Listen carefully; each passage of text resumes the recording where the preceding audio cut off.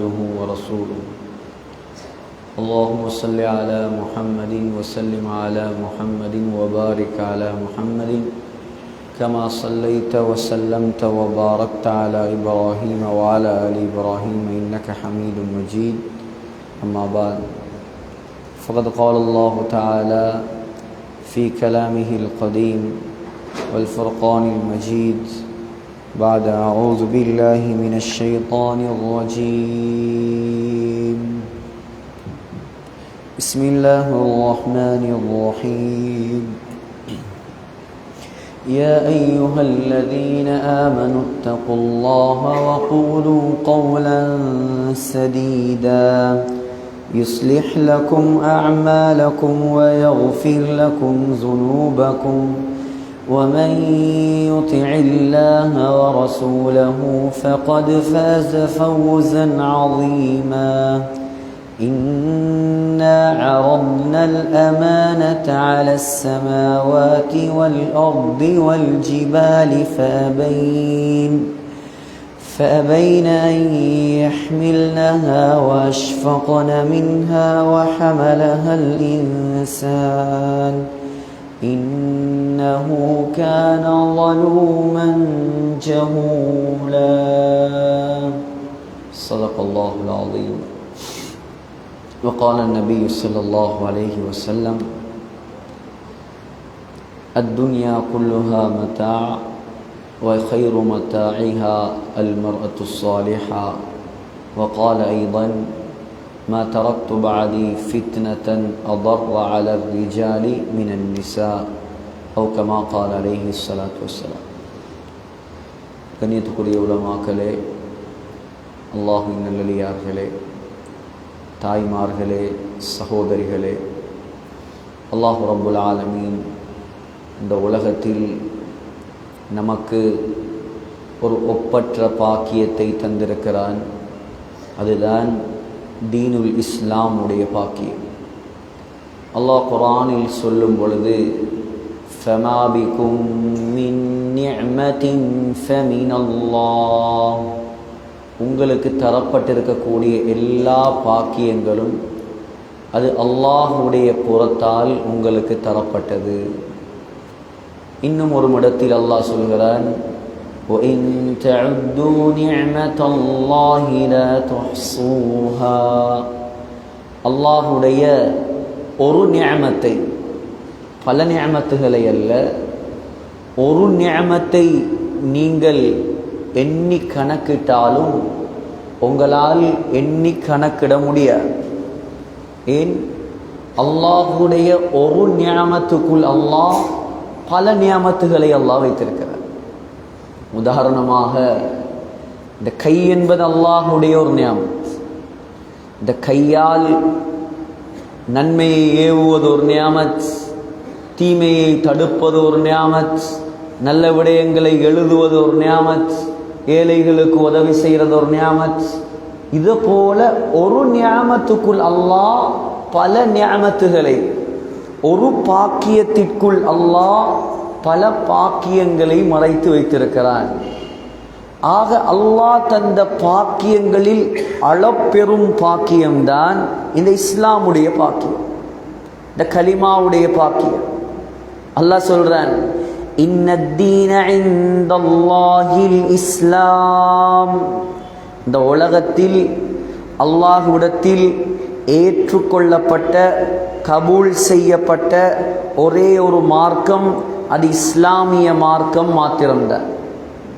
وَمَن يَبْتَغِي غَيْرَ الْإِسْلَامِ دِينًا فَلَن يُقْبَلَ مِنْهُ وَهُوَ فِي الْآخِرَةِ مِنَ الْخَاسِرِينَ.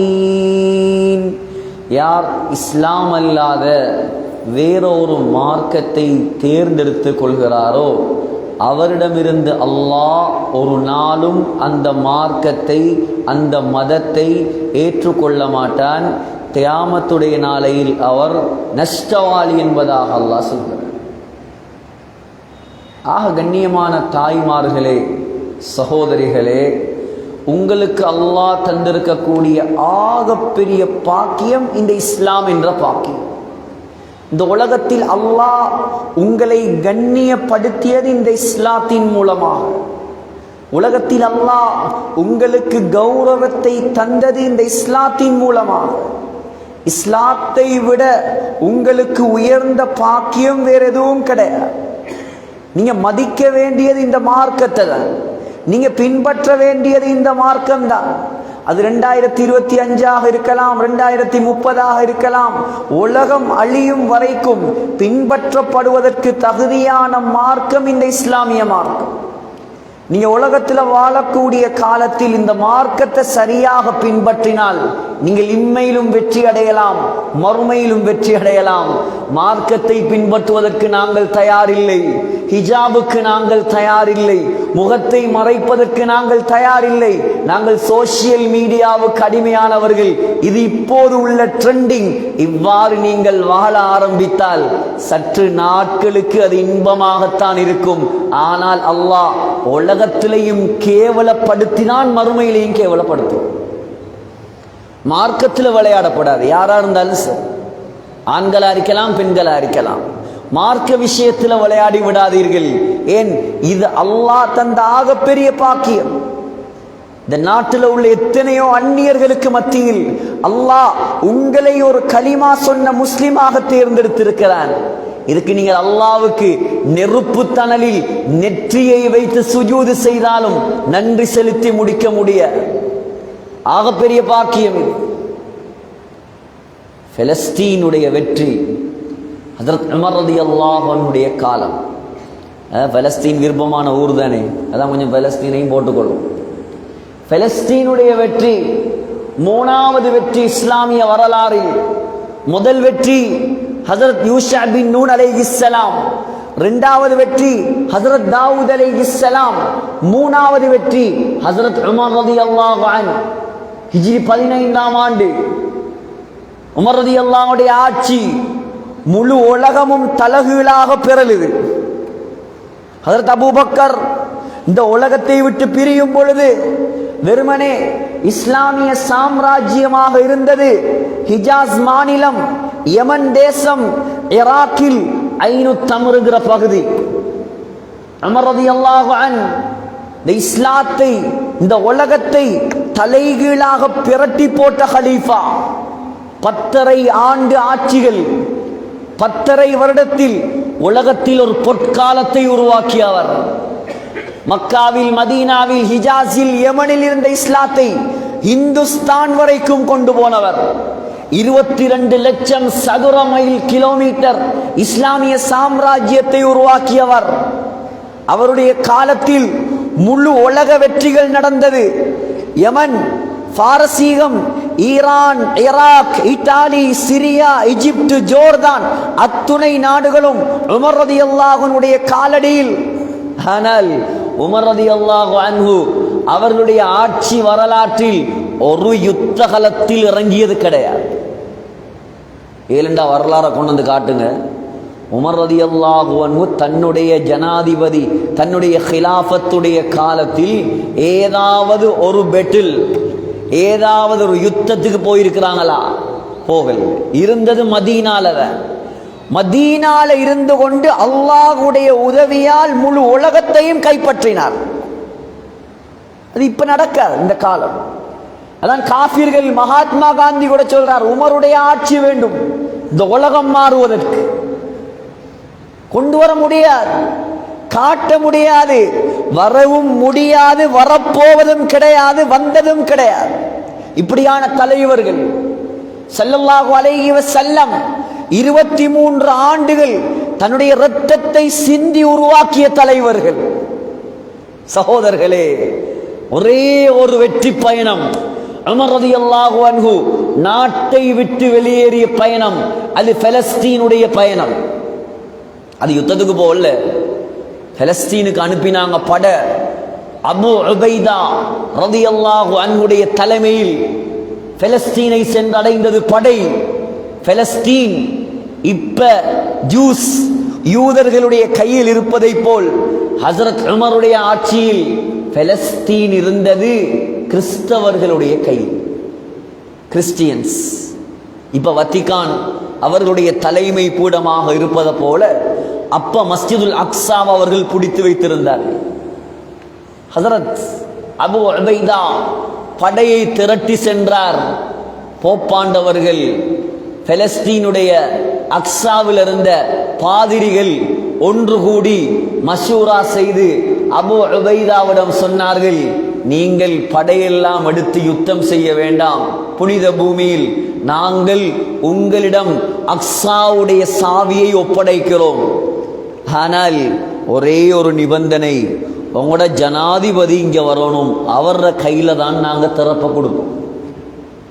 ஹஜ்ரத் Umar ரலியல்லாஹு அன்ஹு வர சொல்லுங்க, திறப்ப கொடுக்கிறோம். அபூ உபைதா கடிதம் எழுதினார் ரலியல்லாஹு அன்ஹு, அமீருல் முஃமினீன் நீங்க வந்தாதான் திறப்ப தாராங்களாம், யுத்தம் எல்லாம் தேவையில்லை. உமர் ரலியல்லாஹு அன்ஹு உடனே புறப்பட்டார். யாரு? பெரிய சக்கரவர்த்தி, பெரிய எம்பையாருக்கு சொந்தக்காரன். ஆனால் இருந்தது ஒரே ஒரு ஒட்டகம், ஒரு அடிமை. பெரிய படைகளை எல்லாம் திரட்டி கொண்டு அரச ஆடைகள் எல்லாம் அணிந்து கொண்டு வரல. ஓட்ட பெச் போடப்பட்ட உடுப்பு, ஒரே ஒரு ஒட்டகம். அந்த ஒட்டகமும் சக்தி இல்லாதது, கூட அடிமை. சாலிம் ரலியல்லாஹு அன்ஹு, ஹஜ்ரத் உமர் சொன்னார் ரலியல்லாஹு அன்ஹு, சாலிம் கொஞ்ச நேரம் நான் ஒட்டகத்தில் வருகிறேன், கொஞ்ச நேரம் நீ நடந்து வா, கொஞ்ச நேரம் நான் நடந்து வருகிறேன், கொஞ்ச நேரம் நீ ஒட்டகத்தில் வா. ஒப்பந்தம். போறாங்க, பிரயாணம் ஆரம்பமாகுது. கலீஃபாவுடைய பிரயாணம். பலஸ்தீன் நெருங்குது, ஜெருசலம் அக்ஸா நெருங்குகிறது.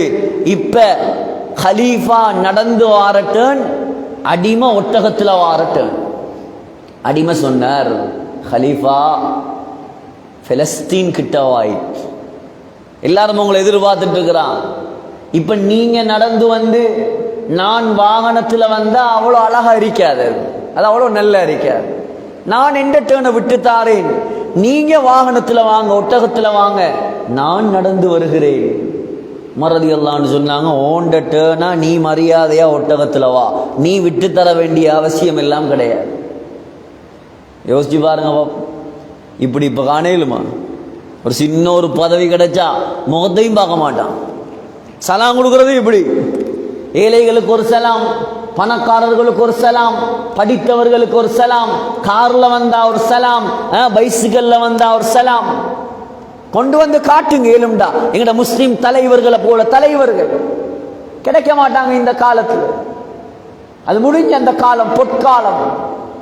சகோதரர்களே, இப்ப அபூ உபைதா ரலியல்லாஹு அன்ஹு பார்க்கிறார், உமர் ரலியல்லாஹு அன்ஹு நடந்து வாரார், அடிமை ஒட்டகத்துல வாரார். உமர் ரலியல்லாஹு அன்ஹுடைய உடுப்புல எத்தனையோ பெச், 12 ஓட்டையில பெச் போட்டிருக்கு. என்னத்துக்கு வாரது? கான்ஃபரன்ஸுக்கு அல்ல, பெரியோரு புனித ஸ்தலம் பூமியுடைய துறப்ப வாங்குறதுக்கு. அபூ உபைதா ரலியல்லாஹு அன்ஹு வந்து சொன்னார், கலீஃபா நீங்க இந்த உடுப்பை மாத்தினா நல்லது, இந்த ஆடையை கொஞ்சம் மாத்தினா நல்லா இருக்குமே, வேறொரு உடுப்பு உடுத்தா நல்லா இருக்குமே. உமர் ரலியல்லாஹு அன்ஹு சொன்னாங்களாம், அபூ உபைதா நீ இல்லாமல் வேற யாராவது இந்த வார்த்தையை சொல்லி இருந்தால் மௌத்து வரைக்கும் மறக்க முடியாத தண்டனையை நான் கொடுத்திருப்பேன். சொன்னார்கள், இன்னா குன்னா அதல்ல கௌமின் ஃபஅஅஸ்ஸனா அல்லாஹு பில் இஸ்லாம். அபூ உபைதா, இந்த உமர் கேவலமானவனாக இருந்தான், இழிவானவனாக இருந்தான். அல்லாஹ் எனக்கு கண்ணியத்தை தந்தது உடுப்பின் மூலமாக, பட்டத்தின் மூலமாக, பதவியின் மூலமாக, ஆட்சியின் மூலமாக அல்ல. அல்லாஹ் எனக்கு கண்ணியத்தை தந்தது கலிமாவின் மூலமாக, இஸ்லாத்தின் மூலமாக. சொன்னார்கள், فَإِنِ ابْتَغَيْنَا الْعِزَّةَ بِغَيْرِ مَا أَعَزَّنَا اللَّهُ أَذَلَّنَا اللَّهُ. அபூ உபைதா, எப்பொழுது முஸ்லிம்கள் இஸ்லாத்தை விட்டுவிட்டு வேற வேற விடயங்கள் மூலமாக கண்ணியத்தை தேட ஆரம்பிப்பார்களோ முஸ்லிம்களை அல்லாஹ் கேவலப்படுத்த ஆரம்பிப்பார். இன்னைக்கு விளங்குதா இல்லையா? இந்த இஸ்லாத்தை தவிர மற்ற அனைத்து விடயங்களின் பெருமதியும் கல்புக்குள் வந்து விட்டது. ஆகையால் பெண்கள் நீங்க கொஞ்சம் சிந்திங்க. இந்த உலகத்தில் உங்களுக்கு கண்ணியத்தை தந்தது இந்த இஸ்லாம் தான். இஸ்லாம் வருவதற்கு முன்னால், கலிமா உண்டாகுவதற்கு, ரசூலுல்லாஹி ஸல்லல்லாஹு அலைஹி வஸல்லம் நபியாக வருவதற்கு முன்னால், குர்ஆன் இறங்குவதற்கு முன்னால், இந்த பெண்களை ஒரு மனித படைப்பாக கூட அந்த காலத்தில் கணக்கெடுக்கவில்லை. அல்லாஹ் சொல்றான் குர்ஆனில், وَإِذَا بُشِّرَ أَحَدُهُم بِالْأُنثَى ظَلَّ وَجْهُهُ مُسْوَدًّا وَهُوَ كَظِيمٌ. ஜாஹிலியா காலத்தில் யாராவது ஒரு தகப்பனுக்கு உங்களுக்கு பெண் குழந்தை பிறந்திருக்கிறது என்பதாக சொல்லப்பட்டால் அந்த தகப்பனுடைய முகம் கோபத்தால் கருப்பாக மாறுமா. யதவாரா மினல் கௌம், வாப்பா என்ன செய்வாராம், சமூகத்தில் தலகாட்டாம வீட்டுக்குள் மறைந்திருப்பாராம். மின் சூஇ மா புஷ்ஷிர பிஹி அயும்சிகுஹு அலா ஹூனின் அம் யதுஸ்ஸுஹு ஃபித் துராப். யோசிப்பானாம், இந்த புள்ளைய கேவலத்தோட நான் வளர்க்கிறதா அல்லது உயிரோட குழி தோண்டி புதைக்கிறையா. பெண்களுடைய நிலைமை ஜாஹிலியா காலம். ஹரத்துக்கு, ஹஜ்ஜிக்கு, உம்ராவுக்கு போனவங்களுக்கு தெரியும்.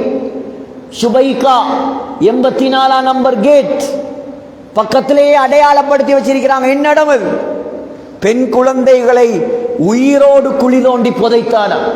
எங்க? கல்லலியால இல்ல, மக்கா முக்கர்ரமா ஹரம், ஹரம் ஷரீஃப். ஒரு புல்ல வெற்றது ஹராம், ஒரு மரத்தை வெற்றது ஹராம், மண்ணெடுத்து இன்னொரு இடத்துக்கு கொண்டு போறது ஹராம், வேட்டையாடுவது ஹராம். அப்படியான ஹரம் ஷரீஃப்ல நபி அலைஹிஸ்ஸலாம் வருவதற்கு முன்னால் ஹரத்திலேயே பிள்ளைகளை புதைச்சிருக்கான் உயிரோட. அவ்வளவு கேவலப்படுத்தினாங்க பெண்கள். இன்னைக்கு பெண் உரிமை பேசுறாங்களா இல்லையா? பெண்ணியம் பேசியது இஸ்லாம், உங்களுக்கு உரிமையை தந்தது இஸ்லாம். இன்றைக்கு தொழிலுங்கிறதும் அதுங்கிறதும் காலியா வரணுங்கிறதும் அப்படிங்கிறது இப்படிங்கிறதும் யாரு கொண்ட அந்த செய்தி? இதெல்லாம் மார்க்கத்துக்கு முரணான கருத்துக்களை விழுங்கி விடாதீர்கள். உங்களுக்கு கண்ணியத்தை தந்ததே இஸ்லாம் தான். மார்க்கம் சொல்ற முறையில உலகத்துல வாழுங்க, அல்லாஹ் உங்களை கண்ணியப்படுத்துவான். குர்ஆனை பெறட்டுங்க. சூரத்துர் ரிஜால், ஆண்கள் என்பதாக ஒரு சூரா கிடையாது. ஆனால் சூரத்துன் நிசா, பெண்கள் என்பதாக அல்லாஹ் ஒரு சூறாவை இறக்கி வைத்திருக்கிறார். ஹஜ்ரத் ஈசா அலைஹிஸ்ஸலாம் உருவாக்கியது யார்? இந்த உலகத்தில் பிறந்த ஆகப்பெரிய அற்புதமான படைப்பு. ஹஜ்ரத் மூசா அலைஹிஸ்ஸலாம் வளர்த்தது யார்? குர்ஆன்ல 183 இடங்களில் ஹஜ்ரத் மூசா அலைஹிஸ்ஸலாத்துடைய பெயர். யார் வளர்த்தது? யார் வளர்த்தது? ஃபிரௌனுடைய மனைவி. ஃபிரௌனுடைய மனைவி முழு உலக பெண்களுக்கு முன்மாதிரி. ஆசியா பின்த் முஸாஹிம். யார் ஆசியா? செய்தது என்ன? ஏன் ஆசியாவுடைய பெயர்? 2000 வருடங்களுக்கு முன்னால், 3000 வருடங்களுக்கு முன்னால் வாழ்ந்த அந்த ஆசியாவுடைய நாமம் இன்று வரைக்கும் முழு உலக முஸ்லிம்களாலும் போற்றி புகழப்படுவதற்கு காரணம் என்ன? எதுவும் இல்லை பெண்களே, தீனுக்காக செய்த தியாகம், இஸ்லாத்துக்காக செய்த தியாகம். ஆசியாவிடம் பவுன் கணக்கில் தங்கம் இருந்ததால் ஆசியாவுடைய பெயர் நிலைக்கவில்லை. ஆசியா அரசனுடைய மனைவியாக இருந்ததால் ஆசியாவுடைய பெயர் நிலைக்கவில்லை. ஆசியா எகிப்து நாட்டு பட்டத்து மகாராணியாக இருந்ததால் ஆசியாவுடைய பெயர் நிலைக்கவில்லை. ரலியல்லாஹு அன்ஹா ஆசியா அல்லாஹ்வுக்காக உயிரை விட்டதால் இன்று வரைக்கும் பிறக்கும் குழந்தைகள் ஆசியா என்பதாக திருநாமம் சூட்டப்படுகிறது. என்ன செய்தார்? கொடுங்கோலனுடைய மனைவி, எகிப்து நாட்டின் சர்வாதிகாரியின் மனைவி. நினைத்திருந்தால் தங்க கட்டிலில் படுத்திருக்கலாம், நினைத்திருந்தால் பட்டத்து மகாராணியாக சொகுசு வாழ்க்கை வாழ்ந்திருக்கலாம். ஆசியா செய்த ஒரே தவறு என்ன தவறு? அல்லாவை கடவுளாக ஏற்றது, அல்லாவை தெய்வமாக வணங்கியது, வேற எதுவும் செய்யவில்லை. அதுக்கு கிடைத்த தண்டனை தான் கொலை. அதுக்கு கிடைத்த தண்டனை. ஃபிரௌன் யார்? ஃபிரௌன் சொல்றான், நான் தான் கடவுள். மா அலிம்து லகும் மின் இலாஹின் கைரி, என்ன தவிர வேற கடவுள் கிடையாது, நீங்க என்னத்தான் வணங்கணும். அன ரப்புகுமுல் அலா, நான் தான் உயர்ந்த கடவுள், என்னத்தான் நீங்க வணங்கணும். ஃபிரௌன் இப்படி சொல்லிக் கொண்டிருக்கும் பொழுது ஆசியா அலைஹிஸ்ஸலாமுடைய கல்பை அல்லாஹ் திறந்தான்.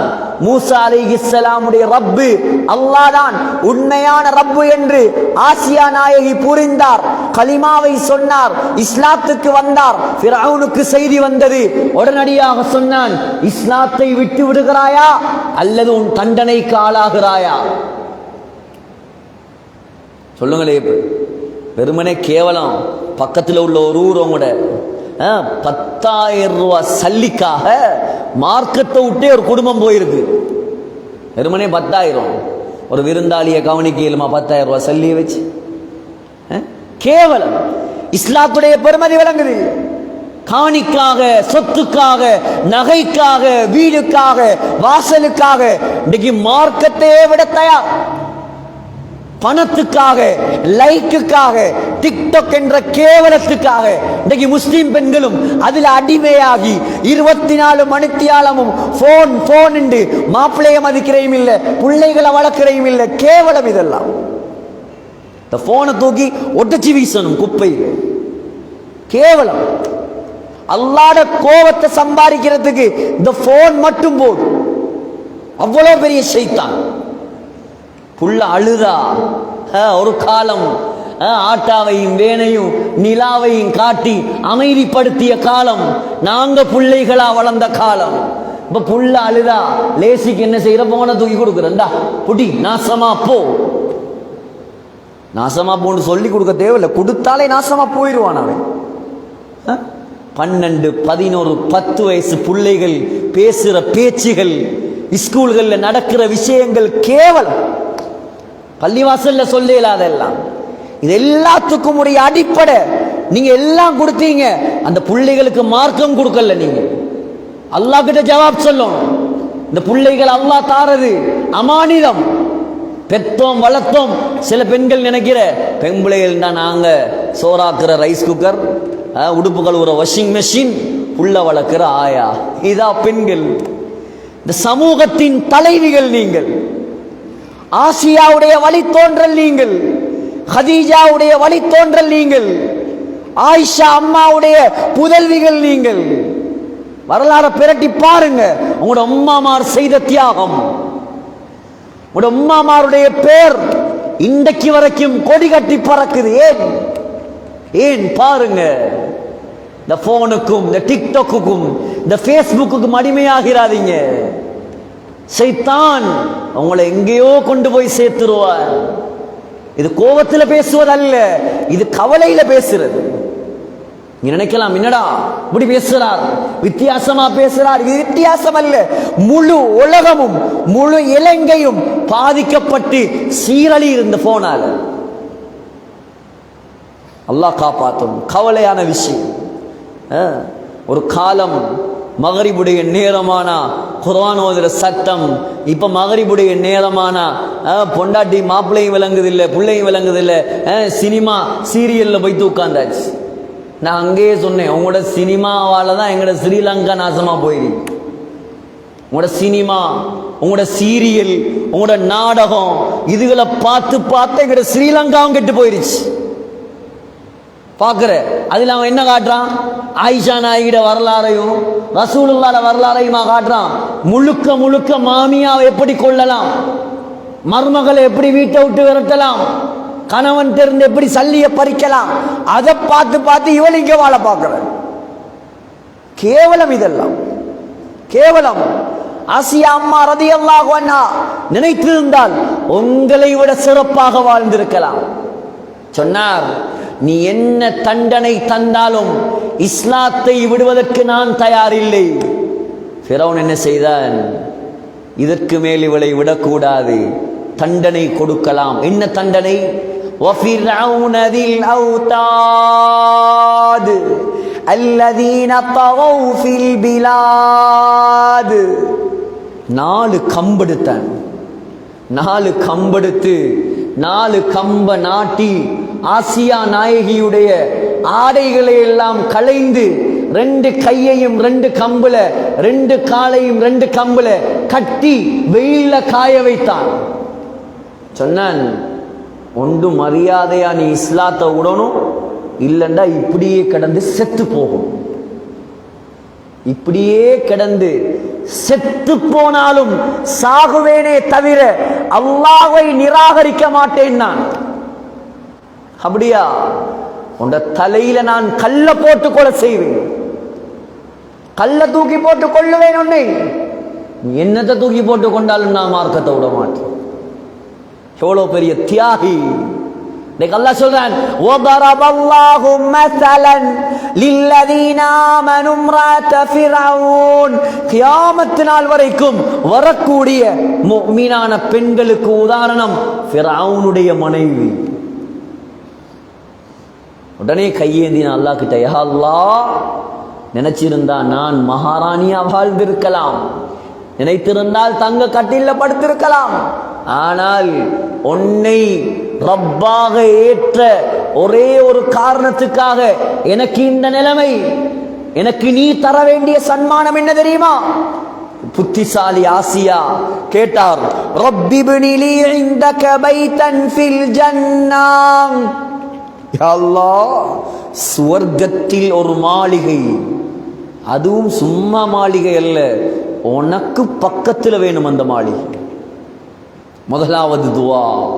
2வது துவா, இந்த ஃபிரௌன் இந்த தலையில கல்ல போட்டு கொள்ள போறான், இவன் ஃபித்னா விட்டு என்ன நீ காப்பாத்து.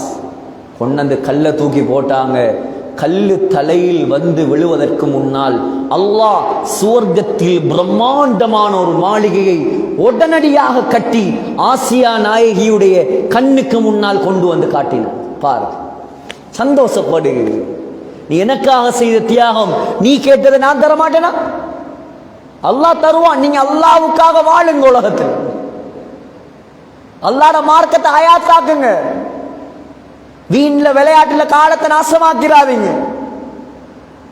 சமூகத்தை கட்டமைப்பவர்கள் நீங்கள் தான். இந்த சமூகத்துடைய ஆணி வேர் நீங்கள் தான். இந்த சமூகத்தை உருவாக்க வேண்டியவர்கள் நீங்கள் தான். மாப்பிள்ளமார் 24 மணி நேரமும் வீட்டில் இருக்க மாட்டார். அவர் தொழிலுக்கு போவார், அவர் கடைக்கு போவார், அவர் விழாவுக்கு போவார், அவர் ஜமாத்துல போவார், அவர் வெளிநாட்டுல போவார். 24 மணித்தியாலமும் ஒரு குழந்தை பார்த்து வளருவது தன்னுடைய தாயைத்தான். அப்ப யாரு முன்மாதிரியா இருக்கணும்? உம்மாமார் முன்மாதிரியா இருக்கணும், தாய்மார் முன்மாதிரியா இருக்கணும். நீங்க குர்ஆன் எடுத்து ஓதினாதான் உங்களோட புள்ள குர்ஆன் ஓதும்.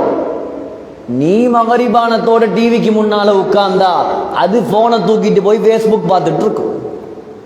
இது ரியாலிட்டி. இதான் ரியாலிட்டி, இதான் உண்மை. இது நடக்குது, நாங்க பார்க்கிறோம் கண்ணுக்கு முன்னால். எங்கேயாவது ஒரு வீட்டுக்கு போனா அந்த புள்ளோட கையில பெரிய செங்கல் மாறி போனை வச்சு பார்த்துட்டு இருக்கு. அது என்ன பார்க்குது, ஏது பார்க்குது, அதை பத்தி உம்மாக்கும் கவலை இல்லை, வாப்பாக்கும் கவலை இல்லை. அது எங்கேயோ போகுது. அல்லாஹ் காப்பாற்றணும். ஒரு நியூ மாடல் போன் வந்தா முதலாவது அந்த பிள்ளையிட கையிலடி. கேவலம் சகோதரர்களே. ஆகையால் மாறணும், நாங்க ஆசியாவை போல மாறணும். யார் ஆசியா ரலியல்லாஹு அன்ஹா? உலகத்துல ஆக கெட்டவனுடைய மனைவி. நான் கேட்கிறேன், ஃபிரௌனை விட கெட்டவன் யாராவது இருக்கானா? உங்க யாருக்காவது ஃபிரௌனை போல மாப்பிள்ளமார் கிடைச்சிருக்கா? கிடைக்குமா? உலகத்தில் கிடைக்கா. ஃபிரௌனோட வாழ்ந்தவள் சொர்க்கவாதி. நாம ஏன் சொர்க்கவாதியா மாறையில? நாங்க ஏன் சொர்க்கத்தை தயாரிக்கல? நாங்க ஏன் சொர்க்கத்துக்கு முயற்சி செய்யலா? நாங்க ஏன் எங்கட பிள்ளைகளை ஒழுங்கா வளர்க்கலா? சகோதரிகளே, அது மாத்திரமா, அல்லாஹ் கொடுத்த சன்மானம் ஹாக்கிம்ல வருகிறது. கியாமத்துடைய நாளையில் சுவர்க்கத்தில் அல்லாஹ் உலகத்தில் ஆக கெட்டவனோடு வாழ்ந்த ஆசியாவை உலகத்தில் ஆக நல்லவர் முஹம்மது ஸல்லல்லாஹு அலைஹி வஸல்லமுக்கு நிக்கா செய்து வைப்பான். உலகத்தில் வாழ்ந்தது ஆக கெட்டவனோட, சுவர்க்கத்தில் வாழ போறது ஆக நல்லவரோடு, எங்கட கண்மணியோடு, சர்தாரே ஆலமோடு, தாஜுல் மதீனாவோடு. ஏன்? உலகத்தில் அல்லாஹ்வுக்காக உயிரை கொடுத்தார். இமாமுனா ஷாஃபிஈ பிறந்தது பலஸ்தீன்ல, கஸ்ஸால பிறந்தார். அனாதையா பிறந்தார். ஸல்லல்லாஹு அலைஹி வஸல்லமுடைய பரம்பரையில பிறந்தவர். குறைஷி குலம், கஸ்ஸால பிறந்தார். அனாத தாய், இளம் வயது குமரி. நினைத்திருந்தால் வேற திருமணம் முடித்து வாழ்ந்திருக்கலாம். ஆனால் தாய் நினைத்தார், இது குறைஷி குலத்தில் அல்லாஹ் எனக்கு தந்த ஒரு முத்து, இந்த குழந்தையை நான் அல்லாஹ்வுடைய மார்க்கத்துக்காக நான் பாவிக்கும். இன்னைக்கு நீயத்து இருக்குதா யாருக்காவது? ஆம்பளை பிள்ளைய கண்டத்தோடையே, இதுவும் கிழக்கு மாகாண மாதிரி தான் இந்த ஊர்களும், கண்டத்தோடே டாக்டர் ஆக்கணும், இன்ஜினியர் ஆக்கணும், அப்படி ஆக்கணும், இப்படி ஆக்கணும், பணக்காரன் ஆக்கணும், அதான். நீங்க ஏதாவது ஆக்குங்க, நாங்க வாகனான்னு சொல்லல. நீங்க பைலட் ஆக்குங்க, கேப்டன் ஆக்குங்க, டெர்மடாலஜிஸ்ட் ஆக்குங்க, இல்லாட்டி யூரோலஜிஸ்ட் ஆக்குங்க, என்னையாவது ஆக்குங்க. அல்ஹம்துலில்லாஹ், தேவைதான்.